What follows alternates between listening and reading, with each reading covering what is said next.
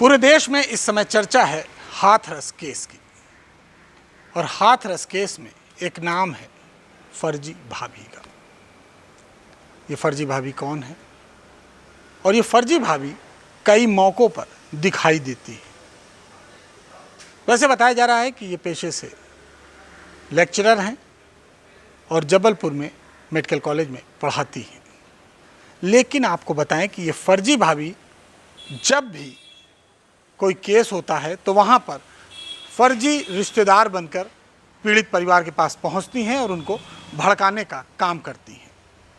ये पहला मौका नहीं है जब हाथरस केस में ये फर्जी भाभी, जिनका नाम राजकुमारी बंसल है, वो दिखाई दी। पीड़ित परिवार के साथ वो चुपचाप वहाँ रही। उसके बाद जब पूरे मामले का खुलासा हुआ तो वो अचानक वहाँ से भाग गई। इस दौरान उन्होंने तमाम तरह के टीवी में इंटरव्यू भी दिए, तमाम चैनलों को अपनी बाइट दी और पीड़ित परिवार के साथ इस तरह रही मानो वो उनके घर की सदस्य हों। एसआईटी टीम जब पीड़ित परिवार से पूछताछ कर रही थी तब भी ये फर्जी भाभी वहाँ पर भाभी बनकर मौजूद थी।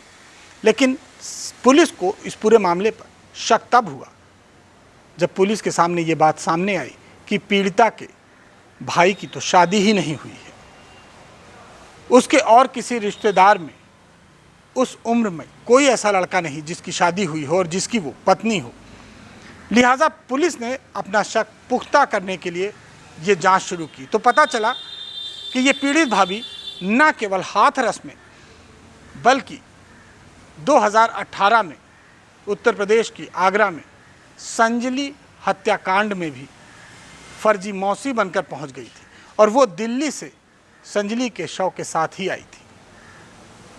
उसने वहां पर संजली का अंतिम संस्कार न कराने पर जोर दिया था और परिवार वालों को जमकर भड़काया था।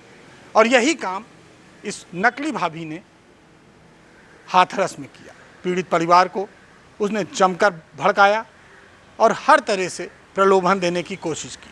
लेकिन अब ये मामला खुल गया है कि ये भाभी जगह जगह पर जाती हैं, अपने आप को पीड़ित परिवार का रिश्तेदार बताती हैं। कभी ये मौसी बन जाती हैं, कभी ये भाभी बन जाती हैं, कभी ये बुआ बन जाती हैं। इस तरह के तमाम रिश्ते जोड़कर वो ऐसे परिवार के साथ रहती हैं जहां पर हंगामा किया जा सके, पीड़ित परिवार को भड़काया जा सके और शासन पर दबाव बनाया जा सके। ये जबलपुर में एक कॉलेज में प्रोफेसर हैं। फिलहाल इस मामले पर इनको नोटिस दिया गया है कि वो ऐसे परिवारों में जाकर घुल मिल जाती हैं, उन्हें भड़काने का काम करती हैं और फिर ये कहती हैं कि मैं तो एकता दिखाने के लिए गई थी। तो आखिर इस फर्जी भाभी को इस तरह हर जगह अलग अलग रिश्तेदार बनकर जाने की क्या ज़रूरत पड़ती है? इस पूरे मामले में एसआईटी जांच कर रही है। अब इतना तय है कि इस फर्जी भाभी के खिलाफ मध्य प्रदेश सरकार कड़ा एक्शन ले रही है, उसको नोटिस थमाया जा रहा है। और पुराने मामले में 2015 में भी इसके ऊपर आरोप था कि ये नौकरी के दौरान अचानक गायब हो जाती है और गायब होने के बाद वो ऐसे परिवार को ढूंढती है जहां पर इस तरह की घटना हो और उस परिवार का रिश्तेदार बनकर वो उनको भड़काने का काम करती है। और यही काम इस फर्जी भाभी ने हाथरस केस में भी किया। अब देखना ये होगा कि 2 मामले सामने आने के बाद कभी ये मौसी बनी, संजली कांड में ये मौसी बनी, उसके बाद हाथरस कांड में ये भाभी बनकर गई। और जहाँ भी ये फर्जी भाभी जाती है वहाँ पर परिवार को भड़काती है और हंगामा कराने की पूरी कोशिश करती है। तो इस फर्जी भाभी का खुलासा हो गया है। अब पुलिस इस बात की जांच कर रही है कि आखिर ये संजली कांड के बाद और हाथरस कांड के बाद और कहाँ पर ये फर्जी रिश्तेदार बनकर पहुंची थी।